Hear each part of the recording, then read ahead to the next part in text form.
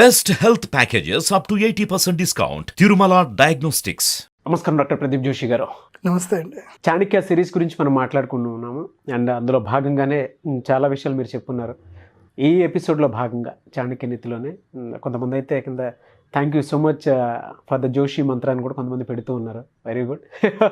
Thank you very much. మళ్ళీ చాలామంది కూడా మీ ఇద్దరు కాంబినేషన్ మళ్ళీ వచ్చారు, మాకు మళ్ళీ ఒక ధైర్యం వచ్చింది, మళ్ళీ మీరిద్దరు వీడియోలు చేస్తున్నారని చాలామంది పెట్టారు. ఇంకా 100 వీడియోలు చేస్తామండి, ఇంకా ఆగేది లేదు, తగ్గేది లేదు. సరే, ఈ సిరీస్లో భాగంగా అండి యూనివర్స్ లా ప్రకారం మీరు స్టడీస్ చేసిన దాని ప్రకారం ఏ విధంగా ఉంటే మనీ అనేది మన దగ్గర ఉంటుంది, ఏ విధంగా ఉంటే మనీ అనేది మన దగ్గర ఉండదు అంటారు అసలు? సో మనీ అట్రాక్షన్ చేసుకోవాలి. ఫస్ట్ ఏంటంటే ధనము ఆకర్షణ. ధన ఆకర్షణ ఎవరికి కలుగుతుంది అని అంటే ఎవరైతే గనక నేచర్ని ప్రేమిస్తారో, యూనివర్సల్ని ఎవరైతే ప్రేమిస్తారో వాళ్ళకి ధనయోగం కలుగుతుంది. యూనివర్సల్ని ఎవరైతే ప్రేమించరో, అంటే ఎవరైతే గనక తమ థింకింగ్లో ఓన్లీ నా నా నేను అని ఎప్పుడైతే సింగులర్గా వాళ్ళ థింకింగ్ ఉంటుందో వాళ్ళకి ఎప్పుడూ డబ్బులు రావు. గుర్తుపెట్టుకోండి, 100% చెప్తున్నాను. మీరు ఎవరినైనా ప్రపంచం చూడండి, స్వార్థపరుడికి ఎప్పుడు కూడా డబ్బు రాదు. ఒకవేళ ఏ కొద్దో గొప్ప తాతల నుంచి ముత్తాతల నుంచి వచ్చినా వాడికి ఆ డబ్బులు కూడా కొన్ని రోజుల్లో కరిగిపోతాయి.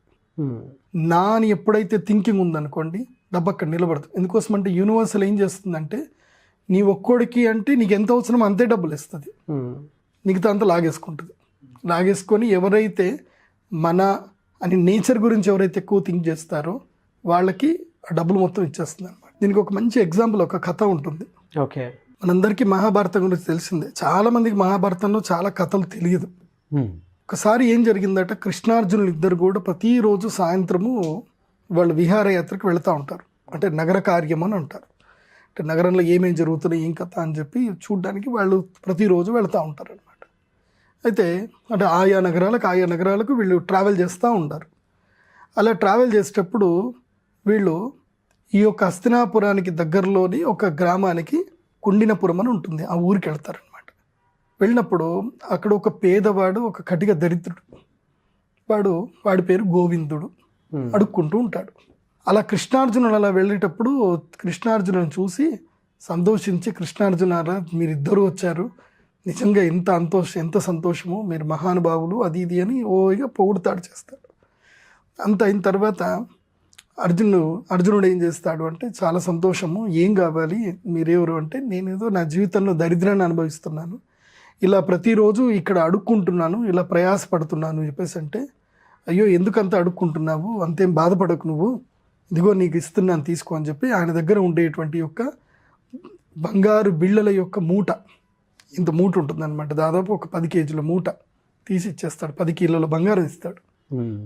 ఒక అడుక్కునే వాడికి 10 కిలోల బంగారం దొరికిందంటే నిజంగా లక్ కదా. అవును. సో వాడు ఆ బంగారం తీసుకొని మురిసిపోతాడు. చాలా సంతోషం అని చెప్పి మురిసిపోయి ఇంటికి వెళ్తాడు. సో ఇలా కొన్ని రోజులు అయిపోతుంది, ఓ 15 రోజులు మళ్ళీ అయిపోతుంది. మళ్ళీ వీళ్ళు ఒక రౌండింగ్లో మళ్ళీ వీళ్ళు వస్తారు ఈ ఊరికి వస్తే ఇప్పుడు వాడు ఎలా ఉండాలి, కృష్ణార్జునుల గురించి వెయిట్ చేయడము, అవును, మంచి శ్రీమంతుడైపోయి ఉండాలి, గ్రాటిట్యూడ్ అయినా ఉండాలి. కృష్ణార్జునులు వస్తే వాళ్ళకి సన్మాన సత్కార్యాలు ఏదో చేసేటట్టు ఉండాలి. అవును. తీరా వాడు సేమ్ అదే వీధిలో అదే బండ మీద కూర్చొని మళ్ళీ అదే అడుక్కుంటూ ఉంటాడు. వాట్ ఏం జరిగింది అర్థం కాదు. అర్జునుడు దూరం నుంచి చూసి, ఏమైంది ఇట్రా, మళ్ళీ ఎందుకు అడుక్కుంటున్నావు, మొన్ననే కదా నీకు 10 కిలోల బంగారం ఇచ్చాను, ఈ పాటికి నువ్వు బాగుంటావేమో, ఇల్లు కట్టేసుకొని ఉంటావేమో అని అనుకున్నాను నేను, ఏంట్రా నీ పరిస్థితి ఏంది, ఏం మారలేదా అని చెప్పేసి అంటాడు అర్జునుడు. అనేసరికి, అయ్యా నా తలరాత బాగలేదని నాకు అర్థమైపోయింది, మీరు డబ్బులు ఇచ్చారు, అవి తీసుకొని వెళ్ళాను, దారిలో ఒక దొంగ ఎవడో ఆ యొక్క బంగారాన్ని మొత్తం నన్ను కొట్టి లాగేసుకొని వెళ్ళిపోయాడు, ఇదిగో ఇప్పుడిప్పుడే ఈ గాయం మానుతుంది అని చెప్పి చూపిస్తాడనమాట. అవునా, నేను వెంటనే గూఢచారులందరూ కూడా చెప్తాను, ఆ బంగారం ఎవడు దోచుకున్నాడో చెప్తాను అని అంటే, వద్దు స్వామి, నా తలరాత నాకు అర్థమైపోయింది, మీరు అంత బంగారం ఇచ్చినా నాకు ఆ దక్కలేదంటే నా తలరాత లేదని నేను అనుకుంటాను అంటే, అట్లా కాదు, ఇప్పుడు నేను నీకు ఒకటి దానికైనా 100 రెట్లు విలువైంది నీకు ఇస్తాను, దీన్ని నువ్వు ఎక్కడ ఇచ్చినా సరే నీకు 100 కిలోల బంగారం వస్తుంది, నీకు అంత విలువైంది, నువ్వు నా అంగుళీకం ఇస్తున్నాను, డైమండ్ రింగ్ ఇస్తాడనమాట. నా డైమండ్ రింగ్ నీకు తీసిస్తున్నాను, ఇది తీసుకెళ్ళి నువ్వు ఇంద్రప్రస్థంలో వెళ్ళి ఇచ్చావు అని అంటే ఇమీడియట్లీ దీన్ని తీసుకొని నీకు 100 కిలోల బంగారం ఇస్తారు, నీకు వీలైతే అక్కడనే ఏదైతే ఒక ఇల్లు కట్టిస్తారు, అన్నీ నీకు ఇచ్చేస్తారు, నువ్వు రాజయోగాన్ని అనుభవిస్తావు. నా దగ్గరికి వచ్చిన తర్వాత లేకపోవడం అనేది లేనే లేదు, ఇదిగో ఈ డైమండ్ రింగ్ తీసుకో అని చెప్పేసి అని డైమండ్ రింగ్ ఇస్తాడు. సంతోషం స్వామి, మీ దయ అని చెప్పేసి అనుకుంటాడు. మళ్ళీ 15 రోజుల తర్వాత వస్తాడు. ఈసారైనా వీడు బాగుపడ్డాలంటే యాస్టీస్ అదే బండ మీద కూర్చుంటాడు, అడుక్కుంటూ ఉంటాడు. ఏమైందిరా, మళ్ళీ ఏమైంది, ఇదే పరిస్థితి ఏర్పడింది, ఏంది అని అంటే, చెప్పాను కదా అర్జునయ్య, నా తలరాత అంతే ఉంది, ఏమైంది చెప్పు అని అంటే, మీరు ఇచ్చారు, అది తీసుకొని వెళ్ళాను, మా ఆవిడకి తెలియకుండా అటక మీద ఒక కుండలో పెట్టేసి ఉంచా. ఆ రోజు నా యొక్క దుర్దైవం ఏమో తెలియదు కానీ మా ఇంట్లోకి 4 పిల్లులు 4 ఎలకలు వచ్చాయి. అవి అన్నీ ఇల్లంతా తిరిగి ఇంట్లో ఉన్న కుండలన్నీ పలగొట్టేశాయి. నేను ఏ కుండలో పెట్టానో ఆ కుండ మాత్రం పగలలేదు. పొద్దున్న నేను బయటకు వెళ్ళేసరికి నా భార్య ఏం చేసింది, కుండలు పగిలాయని చెప్పి ఆ కుండని తీసుకొని పోయి నదిలో ముంచింది. ఆ ఉంగరం కాస్త కుండలో నుంచి నీళ్ళలో పడిపోయింది. కాబట్టి నా జీవితానికి అది ప్రారంధం లేదు, నాకు అది కూడా లేదు, ఇంకా నాకేం ఇవ్వకండి, నాకు అర్థమైపోయింది, నా యొక్క తలరాతలో నేను అడుక్కునేటట్టుగానే ఉంది, నా తలరాత మారదు, ఇది ఇంతే అని బాధపడతాడు. అప్పుడు పక్కనే కృష్ణుడు ఉంటాడు కానీ ఇప్పటిదాకా కృష్ణుడు మాట్లాడలే. కృష్ణుడిని చూశాడు అర్జునుడు. చూసి, ఏం కృష్ణ, వీడి తలరాత ఇంతేనా, వీడి గురించి అని చెప్పి నా దగ్గర ఉన్న బంగారం అంతా పోగొట్టుకున్నాను, నాకు డైమండ్ రింగ్ కూడా నేను పోగొట్టుకున్నాను, అంటే దురదృష్టవంతుడితోటి కలిసి ఉంటే మనం కూడా దురదృష్టవంతులం అవుతాం అనేది నిజమేమో అనిపిస్తుంది. వీడి దరిద్రం నాకు అంటుకుందేమో, ఆ బంగారం నా దగ్గర ఉన్న బాగానే ఉంటుండే, అది వాడికి వెళ్ళిపోయింది, వాడు ఎక్కడో దొంగలు ఎత్తుకపోయారంటారు, డైమండ్ రింగ్ ఎక్కడో నీళ్ళలో పోగొట్టుకున్నా అంటున్నాడు. అంటే ఇంతేనా కృష్ణ, వీడి దైవం ఇంతేనా, లేకపోతే నా డబ్బు వాడికి కలిసి రావట్లేదా, ఏంటి కృష్ణ అని అడుగుతాడు. అప్పుడు కృష్ణుడు నవ్వుతాడు అనమాట. కృష్ణుడు నవ్వగానే అర్జునుడికి అర్థం కాదు కృష్ణుడు నవ్వు. సరే, అప్పుడు కృష్ణుడి దగ్గరికి వెళ్ళి దండం పెట్టుకుంటాడు. ఎవరు, ఆ బిచ్చగాడు. కృష్ణ, నేను నీ పేరు పెట్టుకున్నా అని ఆనందపడ్డాను, గోవిందుడు అని నా పేరు పెట్టారు, నిజంగా గోవిందుడిలాగా నేను ఆనందంగా ఐశ్వర్యంతో ఉంటాను అనుకున్నాను, కానీ అది లేదు, పేరుతోటి మాత్రం తలరాత మారదని నాకు అర్థమైపోయింది, బంగారం ఇచ్చినా నా తలరాత మారదని అర్థమైపోయింది, నువ్వైనా నన్ను అనుగ్రహించు స్వామి అని అంటే, కృష్ణుడు ఏం చేస్తాడు అంటే నవ్వి తన పాకెట్లో నుంచి ఒక 2 కాయిన్స్ తీసిస్తాడు అనమాట. ఏది, రాగి బిళ్ళలు. అంటే అప్పట్లో వెరీ లెస్ అనమాట, అంటే మనకి చారణ అనమాట. మీరు చారణ చూసారా మీ ఏజ్లో? చూడలే, నువ్వు చూడలే.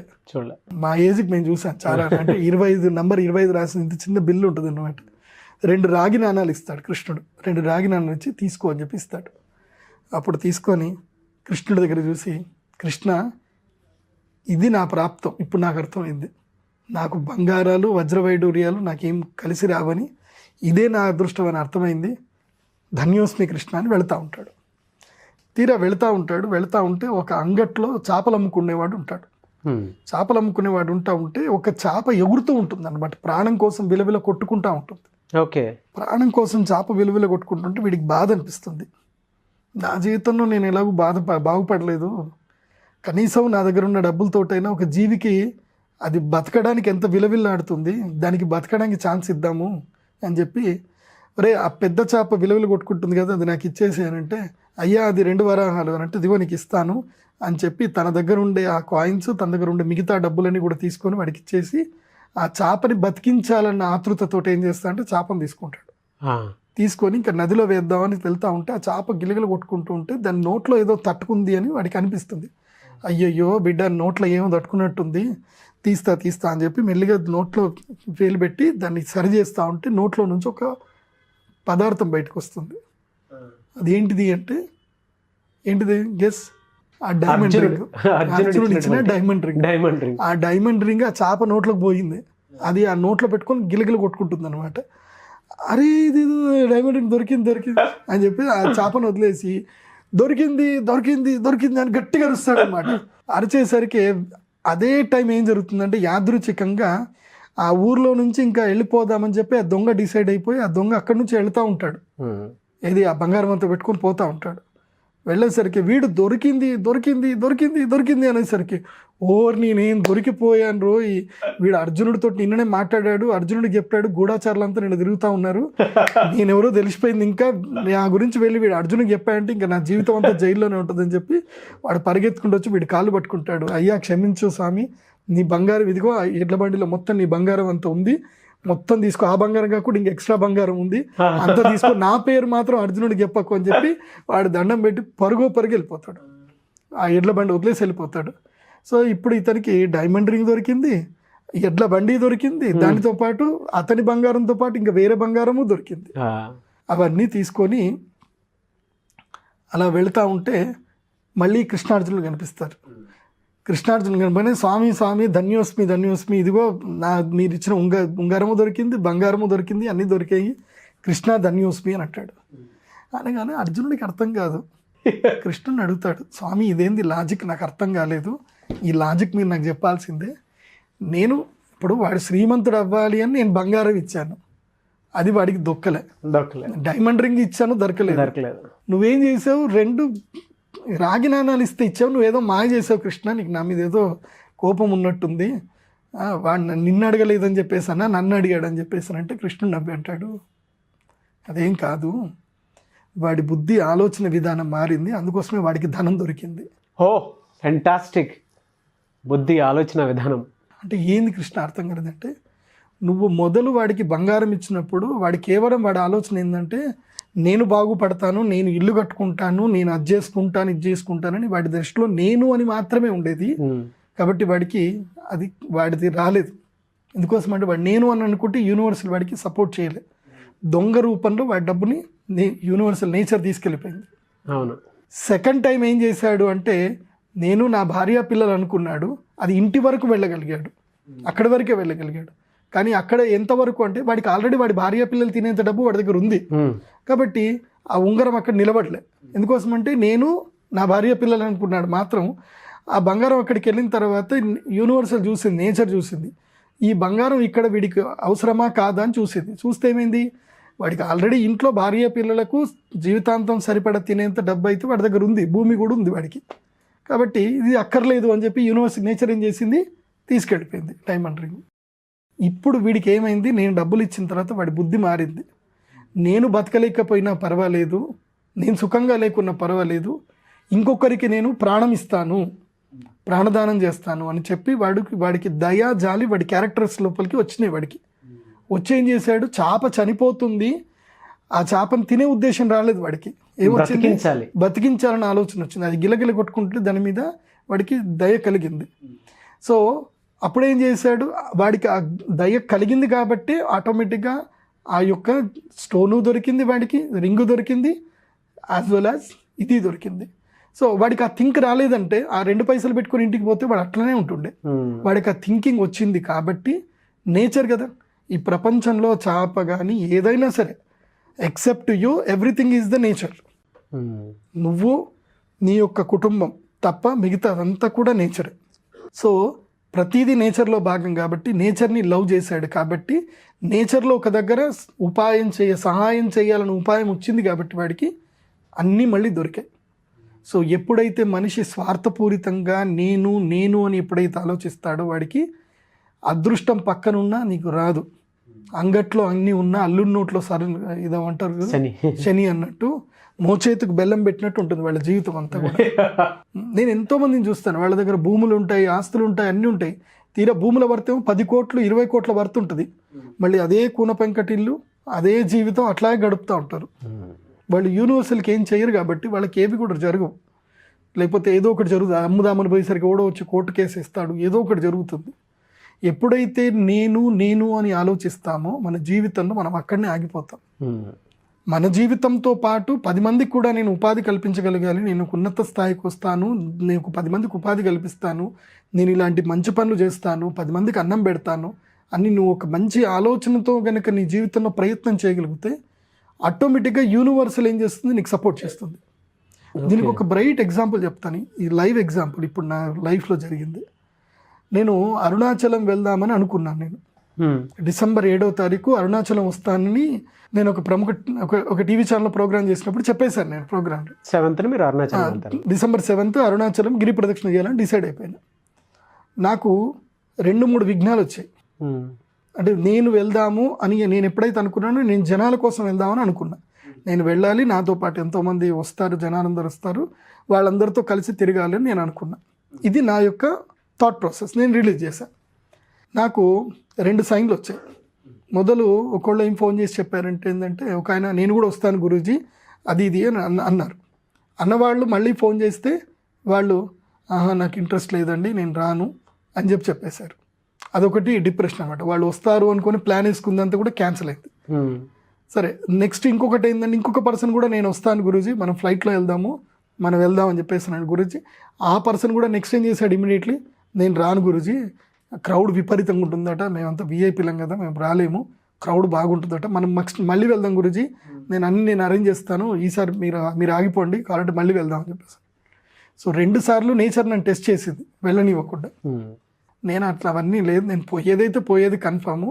ఎందుకోసమంటే నాకు అప్పుడే వచ్చినటువంటి కన్సల్టేషన్కి వచ్చిన డివోర్స్ ఏమని చెప్పారంటే, గురుజీ మేము ఆల్రెడీ అన్ని ప్రిపేర్ చేసేసుకున్నాము, ట్రైన్ టికెట్ కూడా బుక్ చేసేసుకున్నాము, మీరు వస్తున్నారు కదా, మేము కూడా మీతో పాటు ట్రావెల్ చేయాలి, మేము అందరం కూడా కలిసి గిరి ప్రదక్షిణ చేస్తాం మీతో కలిసి అని చెప్పేసి అనేసరికి నాకు అనిపించింది, యూనివర్సిటీలో ఒకవేళ కనుక నేను వెళ్ళాలి డెస్టినీ ఉంటే నాకు అన్నీ రెడీ అయిపోతాయిలే అని వెయిట్ చేశాను. తిరుపతి నుంచి ఒక భక్తుడు వచ్చాడు, తానే స్వయంగా ఫ్లైట్ బుక్ చేసుకొని వచ్చాడు, నాతోటి మాట్లాడాడు. ద నెక్స్ట్ మూమెంట్, గురూజీ మీరు హ్యాపీగా మీరు ఏం వెహికల్ చేంజ్ చేసుకురాకండి, మీరు ఫ్లైట్లో రండి, మిమ్మల్ని నా ఫార్చునర్ కార్లో పికప్ చేసుకుంటాను, అరుణాచలం తీసుకెళ్తాను, గిరి ప్రదక్షిణ చేయిస్తాను, నెక్స్ట్ మిమ్మల్ని తీసుకొస్తాను, తిరుమలలో దర్శనము చేయిస్తాను, ఆ తర్వాత మళ్ళీ మీకు ఫ్లైట్ నేను ఎక్కిస్తాను, తిరుపతిలో మళ్ళీ ఫ్లైట్ ఎక్కిస్తా, మీరు ఏ కంగారు పడకండి, మీరు దిగి జస్ట్ కార్లో కూర్చోండి, అన్నీ నేను చూసుకుంటా గురూజీ. హౌ గ్రేట్ కదండి. మన థాట్ ప్రాసెస్ కనుక కరెక్ట్గా ఉండి మనం 10 మంది కోసము మనం కనుక మన లైఫ్ని కేటాయించగలిగితే యూనివర్సల్ ఆటోమేటిక్గా నేచర్ మనకి అన్నీ రెడీ చేసి పెడుతుంది. This is my life example in my life. చాలా బాగుంది sir. So this is money మంత్ర. డబ్బు రావాలి అనంటే కేవలం డబ్బును ఆకర్షించడమే కాదు, నువ్వు థాట్ కూడా నిజాయితీగా ఉండాలి, థాట్ ప్రాసెస్ చెయ్యాలి. సో నువ్వు ఎప్పుడు కూడా ఒక కైండ్ హార్టెడ్గా ఉండు. నీ వల్ల నీ జీవితంలో అయినంత సహాయం చెయ్యు. నీ జీవితంలో ఉన్నదంతా దారిపోయమని నేను చెప్పను. నీ వల్ల నీ అందుబాటులో నువ్వు సహాయం చేయగలిగినంత చేసేసేయాలి. చేస్తే యూనివర్సల్ నోట్ చేసి పెట్టుకుంటుంది. ఎందుకోసం అంటే ఎవడైతే కైండ్ పర్సన్ ఉంటాడో, ఎవరికైతే మానసికంగా అంటే 3 రకాలుగా కాయిక, వాచిక, మానసిక అంటే శరీరముతోనూ, మనస్సుతోనూ, మాటతోనూ నిజాయితీగా, సుస్పష్టంగా, నిష్కల్మషంగా ఎవరైతే ఉంటారో వాళ్ళ పేరు యూనివర్సల్ రాసి పెట్టుకుంటుంది అనమాట. వీడిని ఎప్పుడైనా నేను ఒక లీడర్ని చేస్తానని. అలాంటి లీడరే నరేంద్ర మోదీ గారు, అలాంటి లీడరే అబ్దుల్ కలాం గారు, అలాంటి లీడర్లు నంబూద్రి గారు. ఆయనకు జీవితంలో ఎన్ని కష్టాలు వచ్చినా, ఎంత వచ్చినా ఆయన తన నమ్మిన సిద్ధాంతాన్ని పట్టుకున్నారు కాబట్టి నమ్మూద్రి గారు ఇవాళ సుప్రీంకోర్టు కూడా ఆయనకి జడ్జిమెంట్ ఆయనకి ఫేవర్గా వచ్చింది. సో మనల్ని ఎంత కృంగదీసినా, మనల్ని ఎంత క్రిటిసైజ్ చేసినా నువ్వు నమ్మిన సిద్ధాంతాన్ని పట్టుకొని ఉండు. యూనివర్సల్కి నువ్వు హెల్ప్ చేయడానికి ముందుండు. ఆటోమేటిక్గా యూనివర్సల్ నిన్ను కాపాడుతుంది. దానికే మన సనాతన ధర్మంలో చెప్పే స్లోగన్ ఏంటంటే ధర్మో రక్షతి రక్షిత. ఇఫ్ యూ సేవ్ ద ధర్మ will automatically save you ever, ఎక్కడికి వెళ్ళినా సరే. వెరీ గుడ్ సబ్జెక్ట్ అండి. అండ్ మంచి ఇది కూడా చెప్పారు. థాట్ ప్రాసెస్ కూడా ఎంత నిజాయితీగా ఉంటే అంత బలంగా వెళ్ళొచ్చు అనేటువంటిది. Thank you so much Pradeep Joshi గారు.